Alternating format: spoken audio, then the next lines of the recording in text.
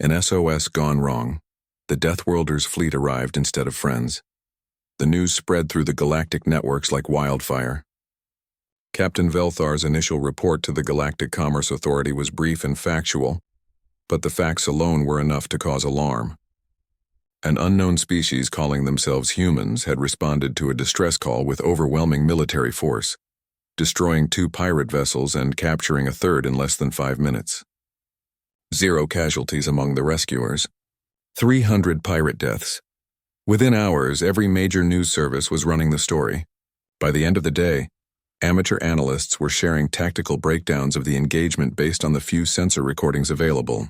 The galactic network was ablaze with discussion, argument, and fear. On the Cooperative Council station orbiting Centralis Prime, emergency sessions were called. Council member Prextal, a dignified Vraxian with decades of diplomatic experience, stood before the assembly and tried to maintain order. Distinguished members, we must approach this calmly, Prextal said, his 3 voices harmonizing in the traditional Vraxian manner of serious discourse. Yes, this human species has demonstrated significant military capability, but they also responded to a civilian distress call and provided medical assistance at no charge. These are not the actions of a hostile power. They killed 300 beings without hesitation, Councilmember Yornell countered, her bioluminescent patches flashing with agitation. They gave 60 seconds warning and then opened fire. That's barbarism. The pirates had already attacked the civilian vessel, another council member pointed out. They were actively causing casualties. The humans stopped them. By destroying them. There's a difference between stopping a threat and annihilating it. The debate raged for hours. Some species saw humanity as a potential protector, a force that could finally bring real security to the frontier regions where piracy thrived. Others saw them as a dangerous element, a species too willing to use violence, too efficient at killing. We must classify them, Yornell insisted. The Deathworld Protocol was created for situations exactly like this, a species from a high-gravity, high-danger world with advanced weapons technology and aggressive tendencies. They meet every criterion. Prextal studied the data carefully. The Deathworld Protocol was rarely invoked. It placed strict limitations on contact with species deemed too dangerous for normal galactic interaction, but it also required proof of actual aggression, not just capability. They haven't attacked anyone except criminals, Prextal noted, and they responded to a lawful distress call. I propose we invite them to present their case before this council. Let us meet these humans face to face before we judge them. The motion passed, but barely. The galaxy was divided on the question of humanity. Aboard the Indomitable, Commander Minho reviewed the flood of communications with Admiral Tajin via secure channel. The Admiral's hologram flickered in the small briefing room, her expression thoughtful. You've stirred up quite a reaction, Commander, Tajin said. Half the galaxy thinks we're saviors, the other half thinks we're monsters. We followed standard protocols, Admiral. Hostile forces attacking civilians, we intervened. I know, and I support your actions completely. But we need to recognize that our standard protocols are anything but standard out here. Tajin pulled up a data file. I've been reviewing galactic military doctrine. Do you know that most species consider warfare to be a limited exchange of force with specific objectives? The concept of total war doesn't exist for them, Minho frowned. How do they win conflicts then? They don't think in terms of winning. They think in terms of resolution. 2 sides fight until one achieves enough advantage to negotiate from a position of strength. Actual destruction of enemy forces is considered unnecessarily aggressive. That explains why the pirates were so surprised when we didn't give them time to respond. Exactly. From their perspective, you should have threatened them. They should have made counter threats, everyone should have postured for a while, and eventually someone should have backed down or negotiated a settlement. The idea that you would just attack immediately is completely foreign to them. Minho leaned back in his chair. We're that different? We're from Earth, Commander. We evolved fighting saber-toothed tigers and each other. Our entire history is war after war after war, each one teaching us to be more efficient at violence. We learned the hard way that the fastest way to end a conflict is overwhelming force applied immediately. Most species never learned that lesson because they never needed to. So what do? The Galactic Council wants to meet with us. I'm sending you because you're the one who made contact. Bring Captain Velthar with you. His testimony will be important. On the Prosperity's Dream, Life was slowly returning to normal as the ship limped toward the nearest station under escort from the Indomitable. But Captain Velthar found himself unable to sleep, his mind churning with questions and concerns. His crew was grateful to be alive, but they were also deeply unsettled. The humans had saved them, yes, but they had done so with such casual efficiency, such practiced violence. Every interaction with the human crew reinforced the same truth. These were people who expected danger, who trained constantly for combat, who viewed the universe as fundamentally hostile. Velthar had spent time with some of the human crew during the transit. He had watched Marines running combat drills in their gymnasium, practicing hand-to-hand fighting techniques that were brutal and efficient. He had observed Dr. Sujin training her medical staff on trauma procedures that assumed catastrophic injuries were routine. He had listened to Ensign Hyunwoo casually mention that he had started military training at age 12. Everything about humans suggested a species forged by violence. But he had also seen other things. He had watched Petty Officer Nari patiently teach one of his engineers how to repair a plasma relay, sharing knowledge freely. He had seen Lieutenant Jiwon laugh at a joke during dinner, her expression warm and genuine. He had observed Commander Minho spend an hour talking with a traumatized child passenger, his voice gentle and reassuring. The humans were capable of terrible violence, but they were also capable of kindness. The two qualities existed side by side without apparent contradiction. "Captain," Tisp approached him on the bridge, "I've been monitoring the galactic networks. The response to our rescue is intense." "I know," Velthar said quietly. "Some species are calling for the humans to be restricted, classified as a dangerous species. Others are already asking them for protection agreements." Tisp's ears flicked nervously. "What do you think will happen?" Velthar looked out at the Indomitable, keeping pace beside his damaged ship. The human warship was a weapon-given form, but it had saved his crew's life. "I think the galaxy is going to have to make a choice," Velthar said. "We can either fear the humans for what they're capable of, or we can accept them as allies despite what they're capable of. But we can't ignore them. They're here now and they're not going away." In the lower decks of the Indomitable, Sergeant Daehyun and his Marines were having a similar conversation during their off-duty hours. "Did you see how the aliens looked at us?" one Marine asked. "Like we were monsters." "We did destroy 2 ships and kill 300 pirates," another pointed out. Daehyun set down his drink. "We did what was necessary. Those pirates were killing civilians. We stopped them. If that makes us monsters in their eyes, so be it. But Sarge, they're scared of us. All of them. Even the ones we saved. Of course they are. They've never met anyone like us before." Daehyun looked around at his squad. "Think about where we come from. Earth has volcanoes, hurricanes, earthquakes, floods. We have diseases that can kill millions. We have predators that hunt us for food. And worst of all, we have each other. Humans are the most dangerous thing on Earth because we learned to fight everything else and win. So they should be scared? No, they should be smart." Daehyun stood up. "We're not here to conquer anyone. We're not here to hurt anyone. We're here to build something new. But we won't be victims, and we won't stand by while others are victimized. If that means using the skills we learned the hard way, then that's what we'll do." His Marines nodded slowly, understanding. They were soldiers from a warrior species, but they didn't seek war. They simply refused to lose. When the Indomitable and Prosperity's Dream finally reached the station, they were met by swarms of news drones and diplomatic vessels. The story had grown beyond a simple rescue. It had become the story of humanity's arrival in galactic society. Commander Minho stood on the bridge, watching the chaos with amusement. "Well, this is going to be interesting. Sir, we're receiving an official invitation from the Galactic Council," Communications Officer Yoonji reported. "They want you to address the full assembly. Tell them I accept." Minho glanced at Jiwon. "Get me everything we have on galactic diplomatic protocols. If we're going to do this, we're going to do it right." "Aye, sir." As the ship began docking procedures, Minho allowed himself a moment of reflection. Humanity had come to the stars seeking opportunity and adventure. Instead, they had found a galaxy that was both more peaceful and more fragile than they had imagined. The question now was whether that galaxy would accept them or fear them. Either way, humanity was here to stay. An SOS gone wrong. The Deathworlders' fleet arrived instead of friends. The conference room aboard the Indomitable was purely functional. Gray walls lined with tactical displays, a simple table with chairs designed for efficiency rather than comfort, and lighting that was slightly too bright by galactic standards. To humans, it was normal. To Captain Velthar and his officers, it felt oppressively militaristic. Commander Minho stood as they entered, offering a gesture that his translator informed them was a human greeting. "Captain Velthar, thank you for coming. Please sit. Can we offer you anything? Water, nutrition supplements?" Velthar and his officers sat carefully. The chairs were designed for human proportions and felt awkward for Minarian bodies. "No, thank you. We are simply grateful for your assistance." Minho nodded and sat across from them. Joining him were Lieutenant Jiwon and Ensign Hyunwoo.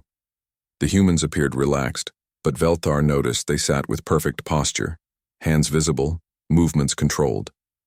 It reminded him of predators at rest, conserving energy but ready to explode into action at any moment. "I'd like to understand what happened," Minho began. "We received your distress call and responded, but I want to hear the full story from your perspective." Velthar recounted the attack, from the moment the pirates appeared to the desperate broadcast for help. As he spoke, Jiwon took notes on a tablet, her fingers moving rapidly. "How often do pirate attacks occur in this region?" Minho asked. "Perhaps once every few months," Velthar replied. "The Cooperative Defense Fleet patrols regularly, and their presence usually deters most criminal activity." "Usually?" Jiwon looked up from her notes. "But not always?" "The pirates have become bolder in recent years. The defense fleet rarely engages in actual combat. They prefer to negotiate, to find peaceful solutions. And how well does that work?" Minho's tone was neutral, but Velthar sensed genuine curiosity. "Sometimes very well, other times less so. The defense fleet's primary goal is to prevent escalation, to ensure that violence remains limited." Jiwon and Minho exchanged a glance that Velthar couldn't interpret. "Captain, may I show you something?" Jiwon asked. Without waiting for an answer, she activated one of the wall displays. It showed a tactical recording of the recent engagement. "This is from our external cameras. I'd like to understand what you observed from your perspective." The recording played. Velthar watched the pirate ships explode in brilliant flashes, saw the boarding pods slam into the third cruiser, observed the entire battle unfold in less than 5 minutes. From this angle, the violence was even more shocking. From a tactical standpoint, this was a straightforward engagement, Jiwon explained, her voice clinical. 3 hostile vessels, minimal defensive capabilities, predictable movement patterns. Our weapons achieved optimal kill ratios with minimal ammunition expenditure. Velthar felt his stomach's turn at the casual terminology. Kill ratios. Ammunition expenditure. These humans discussed death with the same tone others might use to discuss cargo manifests. "How many pirates died?" he asked quietly. Jiwon checked her tablet. "Approximately 130 on the first cruiser, 170 on the second. The third cruiser had 42 survivors who are now in our custody. 300 dead in 5 minutes, Velthar whispered. 300 individuals who chose to attack civilians, Minho corrected gently. We gave them 60 seconds to surrender. They chose to fire on us instead. But surely you could have disabled their ships without destroying them. Negotiated? Disabled, possibly, Minho admitted. But that would have taken longer and put your crew at greater risk. The pirates had already breached your hull. Every additional minute of combat was a minute they could have killed more of your people. As for negotiation, what exactly should we have negotiated? They were actively killing civilians. There's no middle ground there. The logic was brutal, but undeniable. Velthar had no response. Ensign Hyunwoo leaned forward, his expression friendly. Captain, tell us about your homeworld.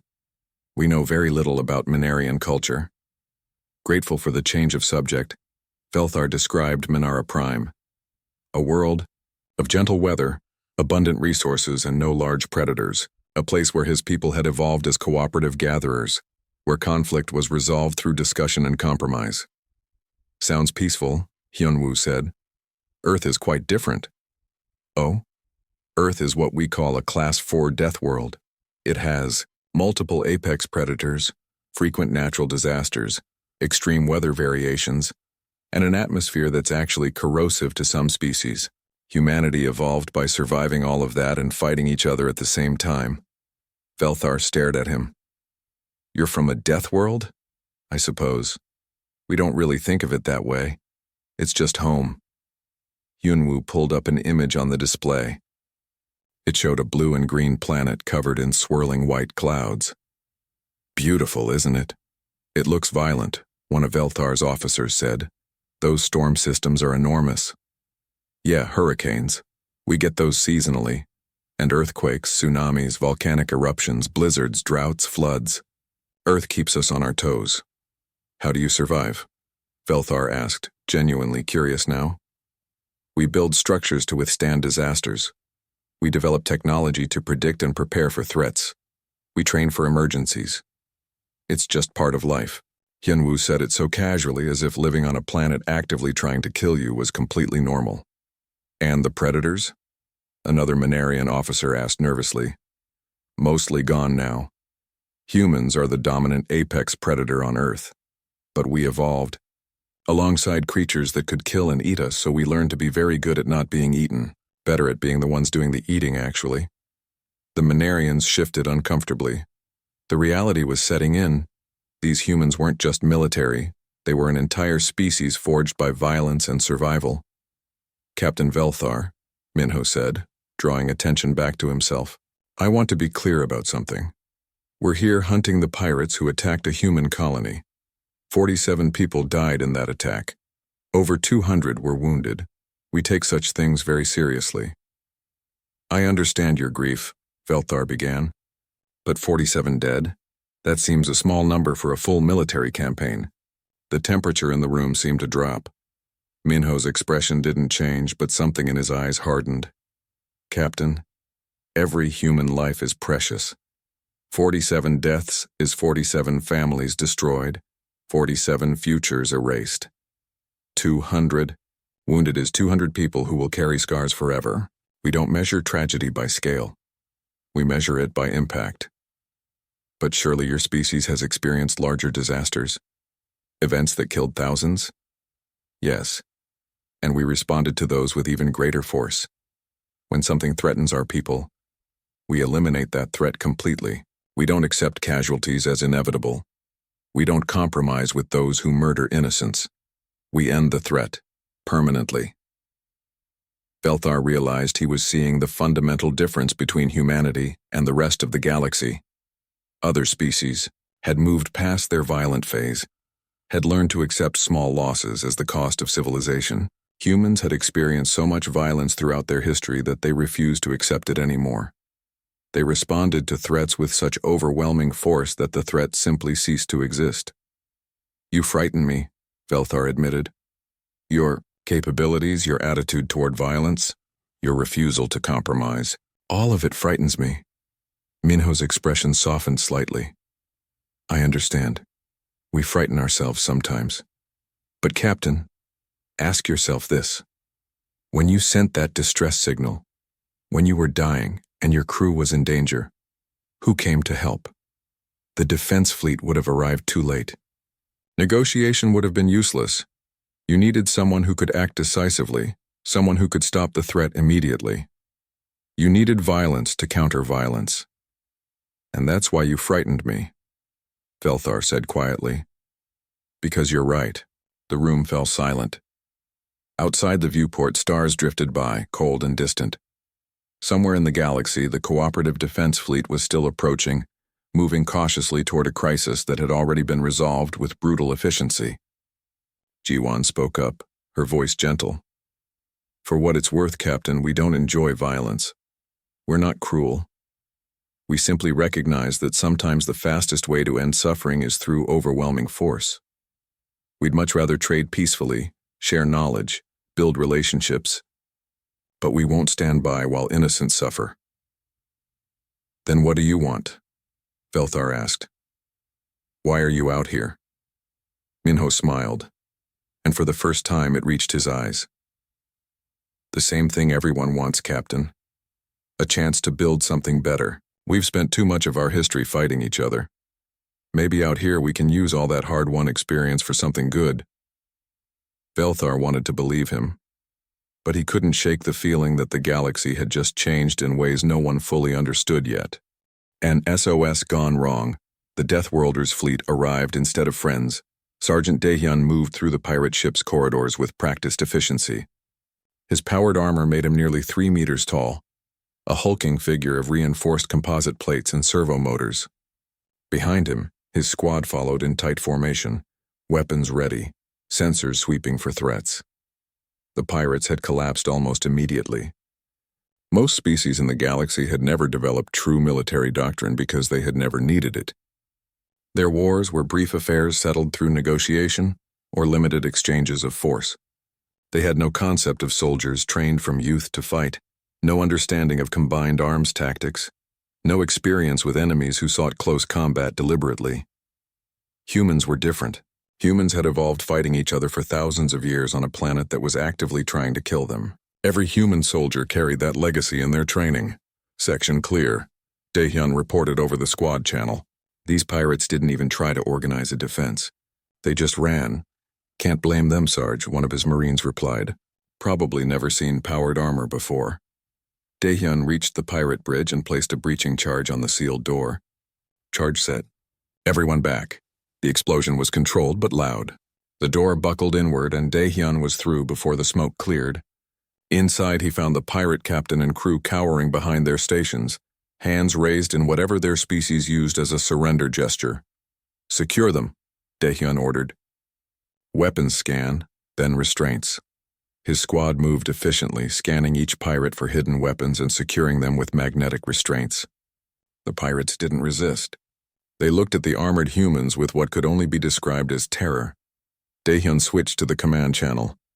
Commander, the third pirate vessel is secure. No casualties on our side. Counting approximately 40 pirates in custody. Minho's voice came back calm and steady. Acknowledged, Sergeant. Hold position. We're sending a prize crew to take control of the ship. Dr. Sujin will be coming over with a medical team to check the pirates for injuries. Yes, sir. On the Prosperity's Dream, Captain Velthar watched through the viewports as the unknown warship docked with his vessel. The ship moved with frightening precision, its maneuvering thrusters firing in perfect sequence to match velocity and rotation. Within minutes, an airlock tube extended and sealed against his ship's hull. They're requesting permission to board, Tisp said nervously. They say they're here to help with repairs and provide medical assistance. Velthar hesitated. These newcomers had just destroyed 2 pirate ships and captured a third in less than 5 minutes. They had displayed a level of military capability that exceeded anything in the cooperative defense fleet. What did they want? Were they just different pirates, ones with better weapons? But he had no choice. His ship was crippled and his crew was injured. If these strangers wanted to take his ship, they could have simply destroyed it like they had destroyed the pirates. Grant permission, Velthar said quietly. The airlock opened, and figures in white environmental suits entered the ship. They moved quickly, carrying equipment that looked both advanced and somehow brutal in its design. Everything was reinforced, over-engineered, built to survive conditions that would destroy more delicate instruments. The lead figure removed her helmet, revealing a human face. Dr. Sujin looked around at the damaged corridor, her expression calm but focused. Her eyes were adapted to a bright yellow sun, Velthar noted, and her build was stocky and powerful compared to the slender Manarians. I'm Dr. Sujin from the KRSF Indomitable, she said through a translator device. The translation was perfect, but Velthar could hear the underlying language was harsh and guttural. We're here to provide medical assistance and emergency repairs. Where are your wounded? Velthar found his voice. Deck 3 in the passenger quarters. We have approximately 30 injured, mostly from decompression injuries and impact trauma. Sujin nodded and gestured to her team. They moved immediately, splitting into groups with the kind of coordination that suggested extensive training. One team headed for the wounded carrying medical cases. Another team, led by a woman Velthar would later learn was Petty Officer Nari, went straight for the damaged life support systems. Velthar followed Sujin to the passenger quarters. What he saw there would stay with him for the rest of his life. The human medical team worked with a speed that seemed almost aggressive. They scanned the injured with devices that beeped and flashed, their movements quick and decisive. When Sujin approached a wounded Felnar merchant, She pulled out a medical scanner and ran it over his body in seconds. "Punctured lung analog," she said to her assistant. "Administer the general coagulant and prep for respiratory support." "Doctor, we don't have his species in the medical database," the assistant warned. "Then we improvise. His biochemistry is oxygen-based, carbon framework, similar enough to make educated guesses. Start with the low-dose protocol and monitor for adverse reactions." The assistant injected the Felnar with something, and within seconds his breathing stabilized. Sujin moved to the next patient without pausing, her hands steady and sure. Velthar approached her carefully. "Doctor, how do you know what to do? You've never encountered our species before." Sujin glanced at him while working on another patient. "All oxygen-breathing species have certain things in common. Respiratory systems, circulatory systems, basic cellular metabolism. The details vary, but the fundamentals are universal. And we're running continuous scans to watch for complications. But what if you make a mistake? Then we adjust and try something else. But doing nothing while they die isn't an option." Her tone was matter-of-fact, as if the concept of accepting casualties was completely foreign to her. Velthar realized that these humans approached medicine the same way they approached combat, with overwhelming force and a refusal to accept defeat. Meanwhile, Nari and her repair team were working on the life support system. Velthar watched her pull out tools that looked oversized and crude, designed for heavy work rather than delicate repairs. She cut away damaged sections with a plasma torch, installed replacement parts from her kit, and rerouted power systems with the kind of speed that suggested danger. "Why are you working so fast?" Velthar asked her. Nari looked at him with surprise. "Because your people need air to breathe and your reserves are running out. We've got about 40 minutes before you start having serious problems. But shouldn't you work carefully? Ensure each connection is perfect?" "It doesn't have to be perfect. It has to work well enough to keep you alive until we can get you to a proper repair facility. Perfect is the enemy of good enough when people are dying." Again, that same philosophy. Speed, efficiency, pragmatism over perfection. It was so different from how galactic society operated. After an hour, Sujin approached Velthar. "We've stabilized all your wounded. A few will need more extensive treatment at a proper medical facility, but they'll survive. Your life support is functional again, though I'd recommend a full refit when you reach a station." "Thank you," Velthar said, and he meant it. "You saved our lives. I don't know how to repay you." Sujin smiled, and for the first time Velthar saw something other than intensity in her expression.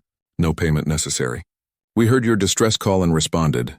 That's what civilized people do, Kiran. But the pirates, what about them?" "You destroyed them without hesitation. Without even trying to negotiate." Sujin's smile faded. "Captain, they were actively attacking your ship. They had already caused casualties. In that situation, negotiation is just giving them more time to hurt people. We stopped them as quickly as possible to minimize harm to you and your crew. But 2 of their ships were destroyed. Hundreds of pirates must have died. They chose violence. We responded with overwhelming force. That's how you end a threat quickly and prevent it from happening to the next civilian ship." Velthar felt something cold in his chest. These humans saw violence as a tool, one they deployed with the same casual efficiency as they deployed medical aid. There was no malice in it, no cruelty. It was simply practical.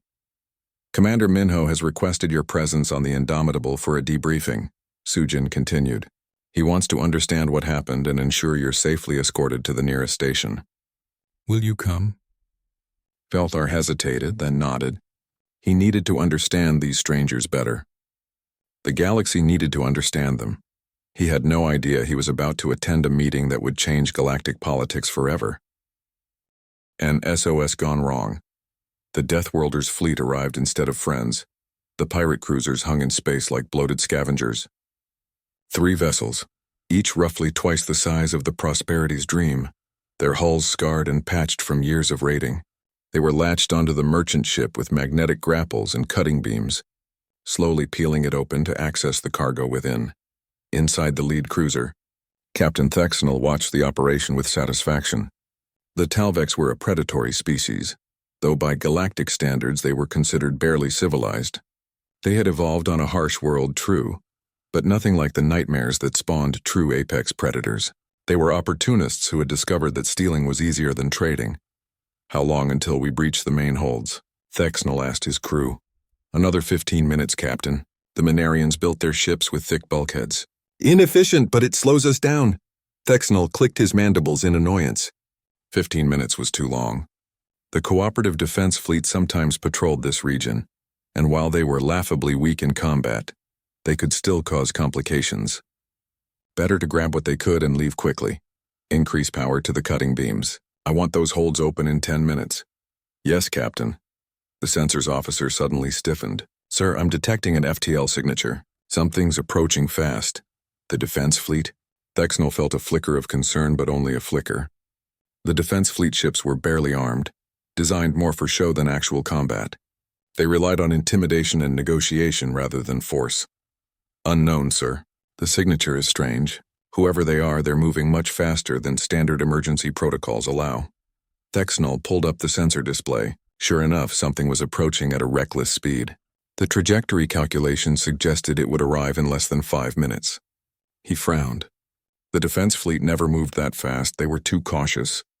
Too worried about diplomatic incidents if they arrived in a combat situation with weapons charged. Get me an identification scan the moment they drop into normal space, Thexnel ordered. And prepare weapons just in case. His crew worked quickly, charging the cruiser's energy cannons. The Talvex ships were well armed for piracy, with enough firepower to overwhelm civilian vessels and intimidate most law enforcement. They had raided this sector for years without serious opposition. The unknown ship dropped out of FTL with a flash of exotic particles. Sensors immediately began analyzing it. Captain, I've never seen a design like this, the sensors officer said, his voice uncertain. It's smaller than our ships, but the power readings are enormous. And the hull configuration is strange. It's covered in angular armor plates and what appear to be weapon mounts. Lots of weapon mounts. Thexnel studied the image on his screen. The ship was indeed strange. Most galactic vessels were smooth and rounded, designed for efficiency and comfort. This ship looked like it had been designed by someone who expected to be shot at regularly. Every surface was angled to deflect fire, and the weapon ports bristled from the hull like thorns. Hail them, Thexnel ordered. Let's see who thinks they can interfere with our business. Before his communications officer could act, the unknown ship transmitted first. The translation was perfect, rendered in clear galactic common, but the voice behind it was flat and cold. Hostile vessels, you have 60 seconds to detach from the civilian ship and power down weapons. This is your only warning. Thexnel laughed, the sound harsh in the quiet bridge. They dare threaten us? 3 ships against 1? Respond and tell them to leave immediately or we'll add them to our salvage. Sir, I don't think that's wise. Those power readings. Do it! The communications officer sent the message. Thexnel watched the countdown timer. 58 seconds, 57, he wasn't worried. The unknown ship was alone and outnumbered. If it had backup, they would have appeared together. This was probably some fool trying to play hero. Target the unknown vessel, Thexnel ordered. Lock all weapons. If they don't leave by the time their countdown expires, we'll teach them why the Talvex own this sector. His weapons officer worked the controls. Locked, sir. Awaiting your command, the timer reached 58 seconds. The unknown ship opened fire. Thexnel had a fraction of a second to register. What was happening before the first projectile? Struck his forward shields. But these weren't energy weapons that his shields were designed to deflect. These were solid slugs accelerated to a significant fraction of light speed. The shields tried to absorb the kinetic energy and failed spectacularly. The projectile punched through the shield like it wasn't there, struck the armored hull, and kept going. The impact sent a shockwave through the entire ship. Thexnel was thrown from his chair as the gravity failed, then slammed back down as it compensated. Shields down to 40%, someone shouted. Hull breach on decks 3 through 5. How? Thexnel gasped. One shot? They're not using energy weapons, sir. Those are kinetic projectiles moving at relativistic speeds. Another impact. Then another. The unknown ship was firing in rapid succession, each shot placed with surgical precision.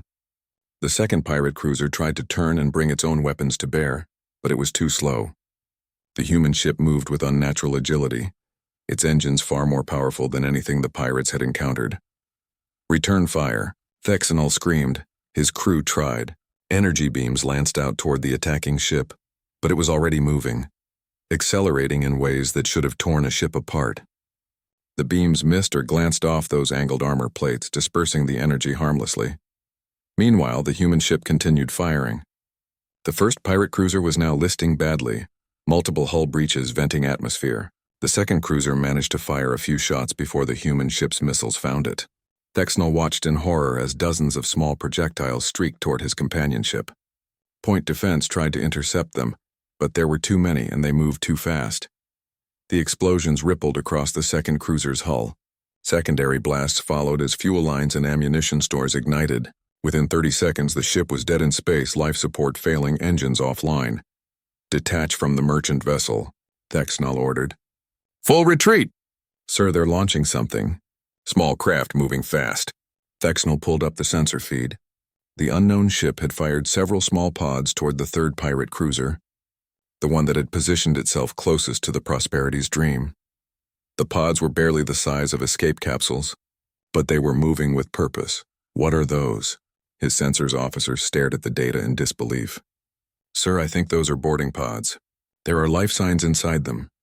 Boarding pods? During active combat? That's insane! But insane or not, the pods slammed into the third cruiser's hull and began cutting their way inside. Thexnell heard frantic transmissions from the other pirate captain as armored figures stormed through his ship. The transmissions cut off abruptly. Get us out of here, Thexnell ordered. Emergency FTL now. Our FTL drive is damaged, sir. That first hit severed the primary power coupling. Thexnell felt true fear for the first time in his long career. The unknown ship was turning toward him now, weapons still hot. He had gone from predator to prey in less than 4 minutes. Surrender, he whispered. Broadcast our surrender. Sir? Do it before they kill us all. The transmission went out. The unknown ship held its fire, but Thexnell could see it was ready to shoot again if necessary.